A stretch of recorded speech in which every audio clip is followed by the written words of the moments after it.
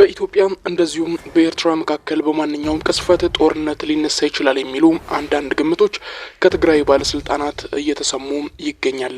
ሰላም ቤተሰቦች፣ ጄምስ ዴሊዎች ነን። የዕለቱን አጭር ዕለታዊ መረጃ ኤርትራና ኢትዮጵያን በተመለከተ ጉዳይ ይዘን ቀረበን። እስከ ዝግጅታችን ፍጻሜ አብራችሁን እንድትቆዩ የጋበዝን። ወደ ዕለቱ ዝርዝር መረጃዎች አለፍን። ጀነራል ጻድቃን ገብረትንሳኤ በኢትዮጵያ እንደዚሁም በኤርትራ መካከል በማንኛውም ቅስፈት ጦርነት ሊነሳ ይችላል በማለት አስጠንቅቀዋል። የትግራይ ክልል ጊዜያዊ አስተዳደር ፕሬዝዳንት አቶ ጌታቸው ረዳ በኢትዮጵያና ኤርትራ መካከል በግልጽ የሚታይ መቃቃር አለ፣ የኔም ስጋት ይህ ከቃላት አልፎ ወደ ጦርነት እንዳይገባ ነው ሲልም ገልጿል። ጦርነቱን ለቀጠናው ዳፋ እንደሚሆን ፕሬዝዳንት ጻድቃን በእንግሊዝኛ ባስነበቡ ጽሁፋቸው ገልጸውታል። በትግራይ ጊዜያዊ አስተዳደር ውስጥ በምክትል ፕሬዝዳንት ማዕረግ ያልተማከለ አስተዳደር እንደዚሁም ዲሞክራቲዝ እንደዚሁም ካቢኔ ሴክተር ውስጥ የሚሰሩት አቶ ሌተናል ጀነራል እንደዚሁም ደግሞ ጻድቃን ገብረ ሚካኤል በኢትዮጵያና በኤርትራ መካከል የሚንቀሳቀሰው ጦር የሱዳን እንደዚሁም የቀይ ባህር ደህንነት ላይ በቀጠናው ተጽዕኖ ይፈጥራል ሲሉም ገልጸዋል። በጦርነቱም ማዕከል የምትሆነው በደንብ የሰለጠነና ልምድ ያካበተ ከፍተኛ ወታደር ቁጥር ያላት ትግራይ ትሆናለች ሲሉም ገልጸዋል። በኢትዮጵያ እንደዚሁም በኤርትራ መካከል ያለው ግንኙነት መሻከር ከጊዜ ወደ ጊዜ እየተባባሰ መጥቶም በቅርብ ሳምንታት ውስጥ ትልቅ የሚባል መቃቃር ውስጥ መግባታቸው ተሰምቷል።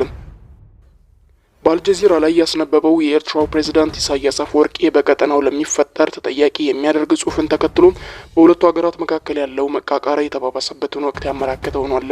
የኤርትራ የማስታወቂያ ሚኒስተር አቶ የማነ ገብረ መስቀል ለዚህ ጽሁፍ ምላሽ ኢትዮጵያ ኤርትራን እየተነኮሰች እንደሆነ የሚከስ ጽሁፍ በኤክስ ገጻቸው ማስነበባቸው ይታወሳል።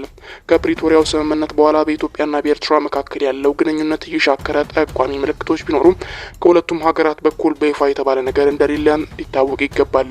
በሰሜን ኢትዮጵያ ጦርነት የኤርትራ ጦር ከኢትዮጵያ ፌዴራል መንግስት ጎን መሰለፉ አይዘነጋም። የጀነራል ጻድቃን ትግራይ ከዚህ ጦርነት መራቅና ሰላም እንዲሰፍን እንደምትሻ በጽሁፋቸው ገልጸዋል።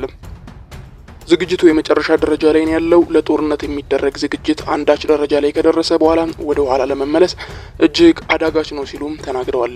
እየመጣ ባለው ጦርነት ምክንያት ትግራይ ከአካባቢው ፖለቲካዊ እንደዚሁም ደግሞ ታሪካዊና ባህላዊ አንጻርም ስጋት ውስጥ እንደምትሆን የተናገሩት ጀነራል ጻድቃን የኔ ምርጫ ትግራይ ለሰላም ጥሪ እንድታቀርብ መሆኑን ገልጸዋል።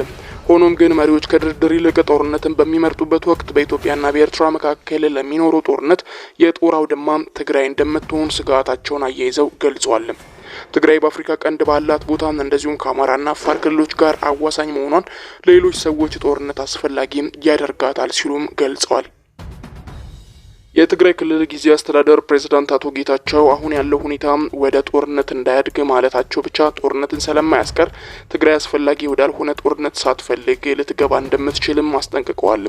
ለዚህም እቅድ፣ አቅም እንደዚሁም ደግሞ ሌሎች ጉዳዮች አስፈላጊ የሚባሉ ነገሮችን በዝግጅት ላይ እንደሚገኙ የገለጹ ሲሆን ከ2 ዓመት በፊት ከኤርትራ ጋር ግንኙነት ተጀምሮ እንደነበር የጠቀሱት የጊዜያዊ አስተዳደሩ ፕሬዝዳንት እስከ ባለፈው ዓመት ነሐሴ ወር ድረስም ጥሩ የሚባል ግንኙነት እንደነበራቸው አያይዘው ገልጿል። በዚህም ግንኙነት ግን ከገሌ አንጻር የሚል ግንኙነት የመፍጠር ፍላጎት የለኝም። የኤርትራ መንግስት ከነሙሉ ጥፋቱ በትግራይ ህዝብ ላይ ከፈጸመው ሁሉ አይነት ጥፋት ጋር ሰላም የመፍጠር ፍላጎት አለን ሲልም ገልጿል።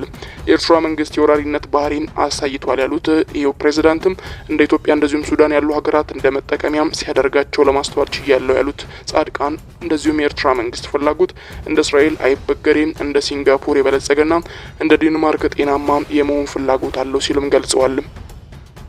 ይህንን ፍላጎቱን ኤርትራ ባላት ሀብት ከማሳካት ይልቅ ከመረብ ወንዝ በስተደቡብ ካሉ ወንድሞች ጋር ግጭት ውስጥ በመግባት ለማሳካት ይሞክራል ሲሉ ፕሬዝዳንት ኢሳያስን ሲወቅሱት ተሰምቷል። ኢሳያስና ተከታዩ ለህልማቸው ዋነኛ መሰናክል ትግራይ ናት። ከዚህ ቀደም በነበረው ጦርነት የትግራይ ህዝብን ለማጥፋት ሞክረዋል። ትግራይ አሁንም የህልውና አደጋ ውስጥ ናት ሲሉም ገልጸዋል።